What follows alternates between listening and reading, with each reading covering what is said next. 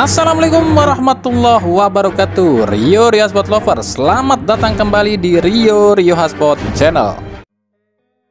Oke, di awal edisi kali ini ada sebuah berita yang unik ya. Kita pasti pernah sama-sama dilihat video yang satu ini. Coba perhatikan dulu video ini ya.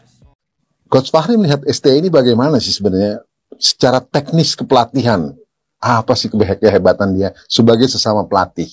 Saya berharap ketika STY itu menangani tim nasional Indonesia, dia bisa membuat timnas itu seperti Pak Hangzhou membuat timnas Vietnam yang begitu militan, begitu agresif, begitu kreatif dengan pemain lokal semua. Fahri Husaini bilang, pelatih yang bagus itu minimal seperti Pak Hangzhou ya, yang mampu merubah tim Vietnam yang menjadi bagus ya. Yang maksudnya mungkin Fahri Husaini ini bilang nih, STY ini masih kelasnya masih ecek-ecek kali ya. Nah sekarang ada info nih, PHS ini diundang buat melatih timnas Kamboja. Tapi PHS mikir-mikir dulu nih, apakah mempertimbangkan terima tawaran Kamboja atau timnas India? Nah kan yang jadi pertanyaan, apakah nantinya PHS ini mau terima tawaran timnas Kamboja, dan apakah ketika PHS ini melatih timnas Kamboja bisa sebagus Vietnam? Kalau memang PHS terima tawaran timnas Kamboja dan timnas Kamboja jadi tim yang menakutkan di bawah PHS, ya berarti kami setuju jika PHS ini memang pelatih bertangan dingin. Sebab kita sama-sama tahu lah, seorang Keisuke Honda aja ampun-ampunan cuy latih timnas Kamboja yang dinilainya butuh 20 tahun lagi buat para pemain Kamboja ini tahu soal sepak bola. Tapi kalau PHS nantinya menolak timnas Kamboja dan lebih memilih timnas India, kan artinya PHS pun sadar kalau pemain Kamboja ini di bawah rata-rata pemain Vietnam, yang artinya bukan karena pelatihnya tapi karena pemainnya. Ya udah, kalau memang PHS ini pelatih hebat menurut Fahri Husaini, ya udah terima aja tuh PHS jadi pelatih timnas Kamboja, dan bisa nggak bawa timnas Kamboja seperti timnas Vietnam. Dan kalau PHS ngelatih timnas Kamboja, ya udah ajak adu tanding aja lawan timnas Indonesia biar tahu pelatih mana yang lebih hebat, bener nggak? Vietnam itu di bawah PHS bukan lantaran bagus karena skill pemainnya loh ya, tapi karena kasarnya. Pemain lawan itu kalau jumpa timnas Vietnam itu udah down duluan, sebab di otak para pemain yang melawan timnas Vietnam itu mikirnya kayak gini nih, gila main sekali lawan Vietnam tapi bisa pensiun dini karena kasarnya. Gitu kan yang ada di pikiran para pemain kalau ketemu timnas Vietnam. Sebab sekarang terbukti ya, setelah PHS ini keluar dari Vietnam, ya Vietnam diganti-ganti pelatih terus juga sama aja malah hancur kan. Ini artinya apa? Vietnam mengandalkan kasarnya, bukan masalah skillnya loh ya. Makanya kita akan lihat nanti nih, apakah mental PHS ini benar-benar teruji kalau memang terima tawaran Kamboja, dan apakah Kamboja akan menjadi lebih hebat. Kalau enggak, ya kita akan tanya bulang sama Fahri Husaini.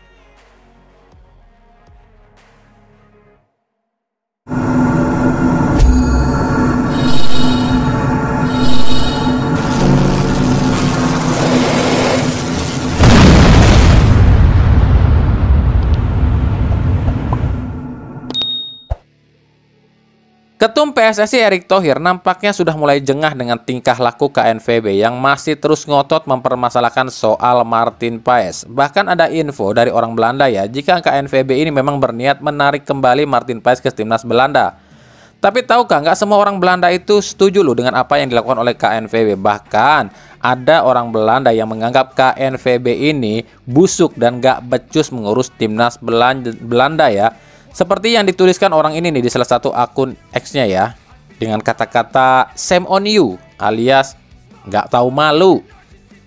Erick Thohir akhirnya membentuk sebuah tim legal khusus untuk mensengketakan Martin Paes ini ke FIFA. Tim ini tuh berisikan lawyers alias pengacara yang memang mengerti hal-hal olahraga, ditopang oleh orang-orang khusus yang memang ahli di bidang ini. Jika hingga Agustus ini KNVB belum juga melepas Martin Paes, maka hal ini akan dibawa ke pengadilan CAS dan kemungkinan Belanda lah yang kalah, sebab Belanda ini sudah beberapa kali lakukan kesalahan. Salah satunya adalah melepas Ferdi Kadioglu ke timnas Turki, padahal Martin Paes dan Ferdi ini satu angkatan.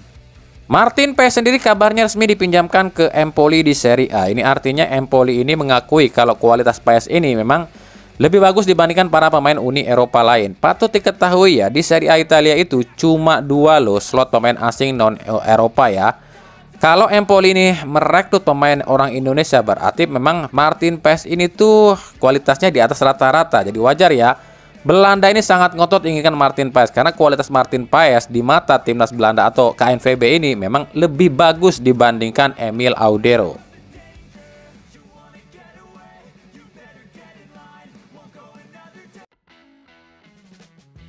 Sebelum kita ke Liga 1, kita mampir dulu ke Liga 2 ya. Liga 2 resmi digulirkan bulan September 2024 dan inilah formatnya. Yang pertama, kompetisi akan dimulai September 2024 dan berakhir Februari 2025. Yang kedua, jumlah pesertanya itu 26 klub dibagi 3 grup ya. Grup A berisikan 9 klub, grup B berisikan 9 klub, dan grup C berisikan 8 klub. Tiap-tiap juara di tiap grup itu otomatis lolos ke Liga 1. Jadi 3 tim teratas itu di tiap grup akan lolos otomatis ke Liga 1. Dan untuk final itu akan ditentukan diadu lagi ya, antara juara grup A, grup B, dan juara grup C. Yang ketiga, 3 klub paling bawah di tiap grup otomatis terdegradasi ke Liga 3. Yang artinya akan ada 9 klub dari Liga 2 yang akan terdegradasi ke Liga 3 musim depan. Dan itu pun artinya ada 9 klub dari Liga 3 yang akan promosi ke Liga 2 musim depan. Dengan kenyataan seperti ini, maka wajar para klub Liga 2 ini ngotot ingin pakai 3 pemain asing. Ya LIB dan PSSI sih silahkan saja kalau memang klub itu mampu ya. Tapi ternyata klub Liga 2 ini minta lebih cuy. Mereka memang pakai 3 pemain asing, tapi katanya pengennya itu subsidinya dinaikin jadi 3 miliar per klub. Waduh, 3 miliar per klub, 3 kali 26 sama dengan 78 miliar. Duit dari mana LIB 78 miliar? Ada-ada aja nih tim Liga 2. BTW di Liga 2 itu pemain naturalisasi bebas ya, mau pakai berapapun. Makanya banyak banget tim Liga 2 ini yang ngerekrut pemain naturalisasi ya. Salah satunya adalah Ilyas Pasojevic yang setelah resmi keluar dari Bali United akhirnya merapat lagi ke Bayangkara FC. Nah, alasan Spaso merapat ke Bayangkara FC katanya karena demi menghormati Bayangkara FC yang pernah menyelamatkan dia saat dia ini diombang-ambing di klub Malaysia Melaka United. Bahkan kabarnya Bayangkara FC inilah yang menebus Spaso ini ke Melaka United. Ya wes lah, wes tuwek juga yora. Kita lanjut ke Liga 1 ya. Ada Madura United nih yang mengumumkan rekrutan asing keduanya. Dia adalah Dida, kiper asal Brazil berusia 26 tahun yang musim lalu main di Liga Portugal. Berarti dengan ini udah 2 ya pemain asing Madura United untuk sementara ini. Ada Lulinha dan Dida. Ya iyalah, Madura juga kan main di Piala Presiden ya. Mereka pun mungkin akan ngotot pakai pemain asing. Ya minimal 4 dulu lah pemain asing. Terus yang 2 lagi siapa ya? Ada Pedro Monteiro yang udah deal nih. Bahkan juga ada Jordi Weherman nih. Ya mungkin 4 itu aja dulu kali ya. Nah nanti kita akan tunggu nih apakah cuma pakai 6 atau pakai 8 nih Madura United, sebab masih ada pemain-pemain lain juga yang tengah didekati oleh Madura United. Nah, kita lihat nanti ya. Ada Persita Tangerang yang meresmikan Bruno Dracruz, gelandang asal Brazil berusia 28 tahun yang musim lalu main di Liga Malta. Ini artinya asing kelima yang Persita Tangerang miliki sejauh ini ya. Ada Javlon, Igor, Embolo, Baesinyong, dan Bruno Dracruz ya. Selanjutnya siapa ya? Apakah Marius Ogboe, Lucas Melano, atau Jamerson Xavier? Atau siapa ya?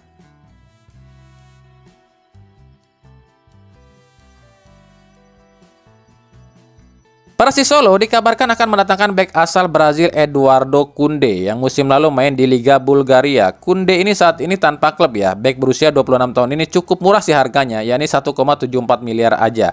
Ya kita akan lihat apakah Kunde ini akan jadi rekrutan selanjutnya Persis Solo, sebab masih ada beberapa nama lain juga yang tengah diseleksi dan negosiasi dengan Persis Solo.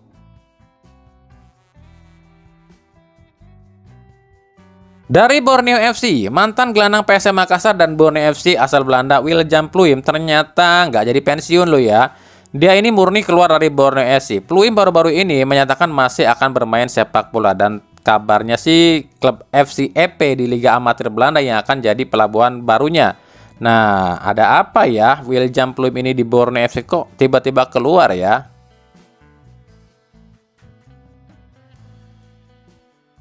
Dari Persebaya, Jemerson Xavier yang dirumorkan ke Persita Tangerang tiba-tiba memfollow akun Instagramnya Persebaya. Apakah Jamie ini slot asing terakhir yang dimaksud oleh Paul Munster? Jamie sendiri justru nggak memfollow loh akun Instagramnya Persita Tangerang. Ada dua sosok nih yang saat ini santer diisukan akan ke Persebaya. Selain Jamie, ada juga Renan Alves yang masalah negosiasi masih sangat alot dengan Persija Jakarta. Nah, menarik dinantikan siapa bek asing Persebaya selanjutnya. Untuk lokal sendiri kemungkinan ya yang di luar dari timnya Akademi Persebaya ada Andik Firmansyah ya, kemungkinan akan merapat ke Persebaya. Sisanya mungkin akan diambil dari akademinya Persebaya semua.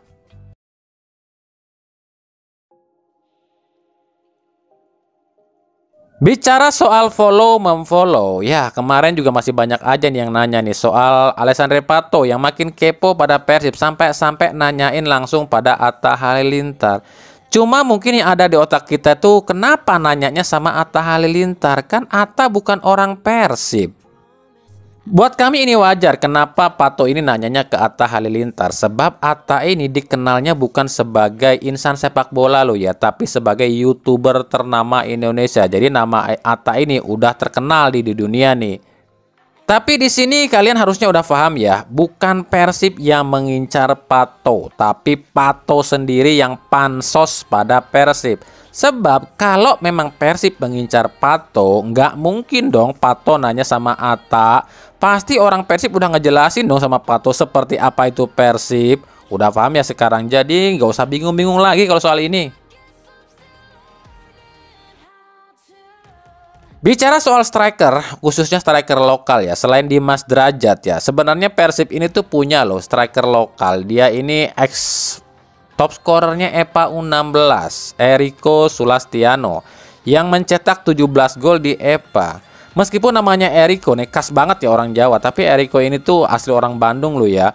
Menurut kami daripada Persib ini sibuk nyari striker lokal yang emang susah, kenapa nggak coba dulu nih si Eriko ini di trial dulu nih di tim Persib senior, ya nggak?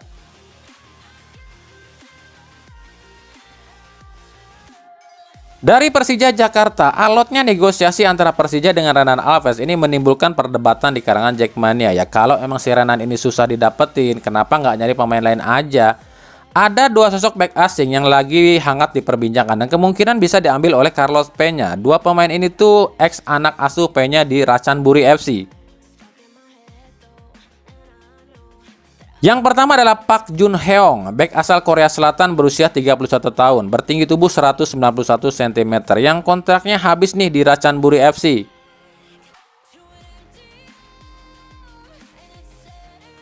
Yang kedua ada Rafael Jansen, bek asal Brazil berusia 35 tahun yang saat ini main di Liga Brazil, bertinggi tubuh 185 cm. Ya mungkin saja Carlos Peña akan coba mendatangkan dua pemain ini atau salah satunya kali ya jika proses antara Renan Alves dan Persija ini memang deadlock.